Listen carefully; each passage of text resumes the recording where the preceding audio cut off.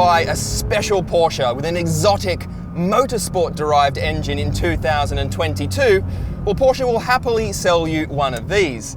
It's the new 4-litre GT3, which spins all the way to 9,000 RPM.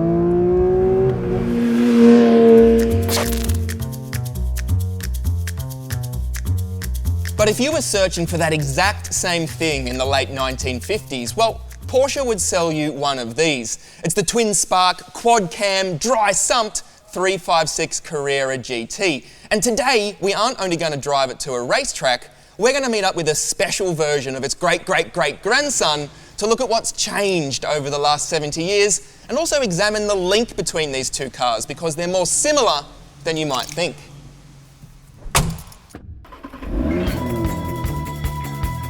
Don't be fooled by this 356's elegant and unadorned exterior.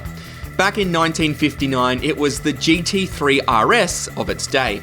It's lighter than a regular 356, its cabin is pared back and equipped for racing, and its engine isn't the usual 1.6-litre pushrod unit, but a fiendishly complex 4-cylinder boxer created by legendary Porsche engineer Ernst Fuhrmann, and it was originally fitted to the 550 Spider.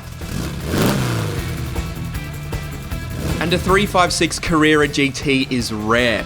Only 3 right-hand drive examples left the factory in 1959, and that also means it's expensive. Porsche's best guess is it'd fetch at least $1.2 million at auction. So what is it like to drive a $1 million Porsche in heavy city traffic like this? Well, it's awful, actually. For all of its brilliance, Ernst Fuhrmann's engine is a motorsport engine, so you need lots of revs on board to make it work. And in bumper-to-bumper, stop-start traffic like this, she's a little bit grumpy, if I'm honest. It's not much in the way of drivability low in the rev range. It does idle at just over 1,000 RPM, but Porsche actually cautioned owners of this car not to spend too much time below 2,500 RPM because for all of its exotica, this engine has an unfortunate reputation for fouling plugs. And given only a handful of people in the world know how to assemble this engine back together, and that process can take up to 5 days, that is something that I really want to avoid today. The rest of the driving experience and the cabin is, even in city traffic, it is absolutely beautiful. It has been painstakingly restored. And look at this steering wheel. It is enormous by modern standards and the rim is so thin. Bring back wood-rimmed steering wheels as far as I'm concerned. Modern steering wheels are way too fat. But just like a modern GT3, there's a sense that this car doesn't really like being driven at slow speed in city traffic. To uncork the magic within, it needs speed and revs. And happily, I know a place where we can have just that.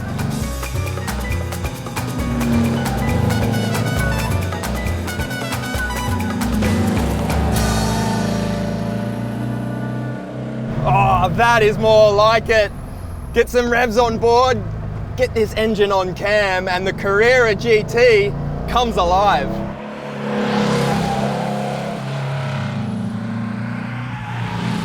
Outputs aren't huge. We only have 86 kilowatts or 115 horsepower and 135 newton meters to play with. But remember, this car is light.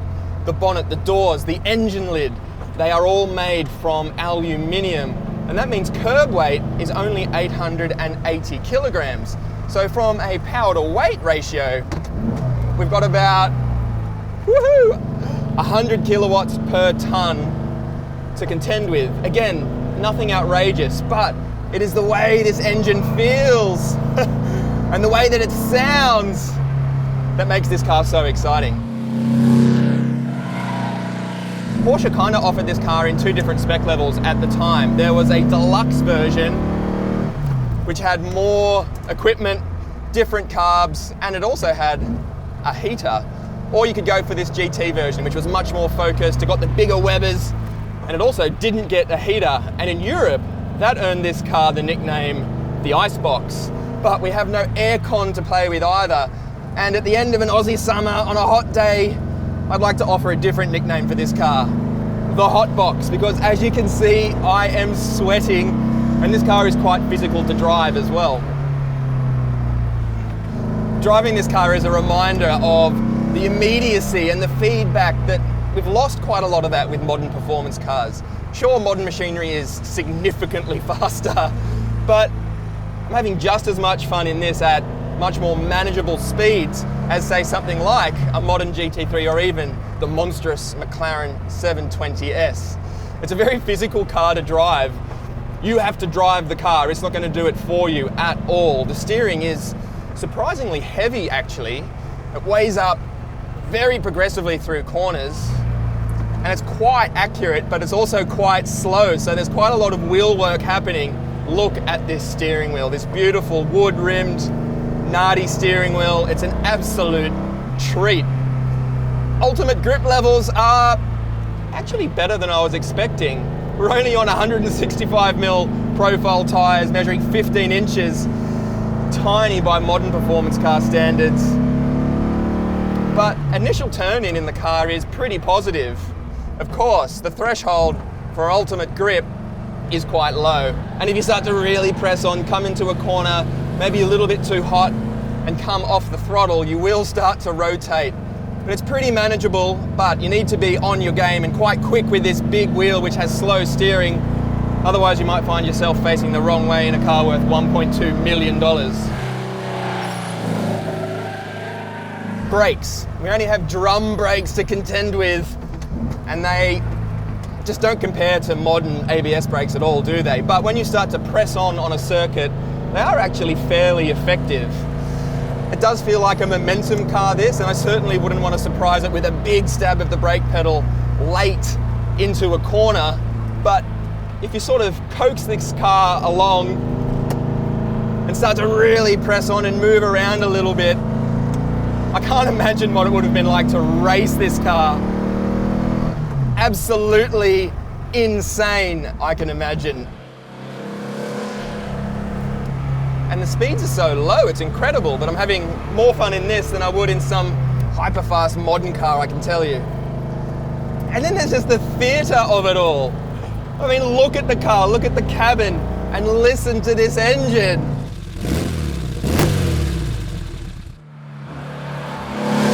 And I'm in bucket seats made from aluminium. I've got leather straps here that operate Perspex windows. It is an event, this car. It really is an event. And it's also probably one of the first times that Porsche thought they might be able to charge customers for actually having less equipment. So that started all the way back in the late 1950s. Man, this car is super special. I don't know about you, but I often think of Porsche's GT division as a relatively modern phenomenon with things like the 996 GT3, but the same philosophy, taking a regular production model, stripping out some weight and fitting a motorsport-derived engine, that was already at play in the late 1950s with this car. And if you want something similar today, 70 years later, you can have it. But, well, you've got to buy something like that, which is being driven by my friend, Daniel Gardner.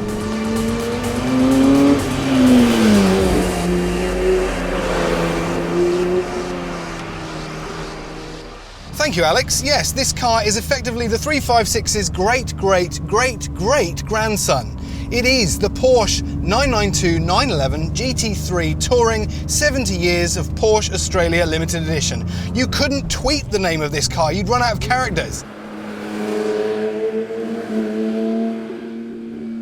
Because it's a special edition, it costs a little bit more. This car will set you back $494,400.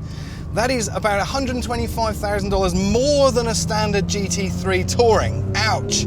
But for your extra cash, you do get a few nice bits and pieces with the limited edition, including a better quality sound system from Bose. You get decals and lettering everywhere. Let's play Spot the GT3 70 Years of Porsche Australia badge. There's one over there on the dash. There's one on the tread plate as you get in. It's on the headrest. It's down here. They're absolutely everywhere.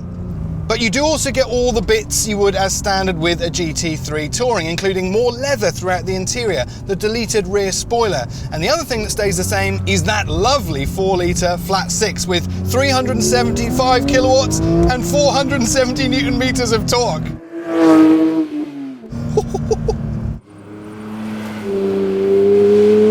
In this particular version, it also has a lovely 6-speed manual gearbox.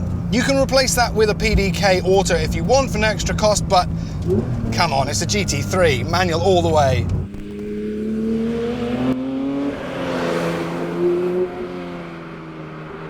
And I'm very happy to report that the GT3 Touring recipe is absolutely unchanged with the limited edition. It is brutally fast. The combination of grip and poise with that lovely steering, amazing engine hanging out the back. On a tight and twisty course like this, it has so much breadth and ability. Traction is ridiculously good despite it only being a rear-wheel drive 911, but it instills such a sense of confidence. This car for me is an absolute pearl, a real jewel in Porsche's crown, and it represents what happens if you allow 70 years of evolution from that very first 356.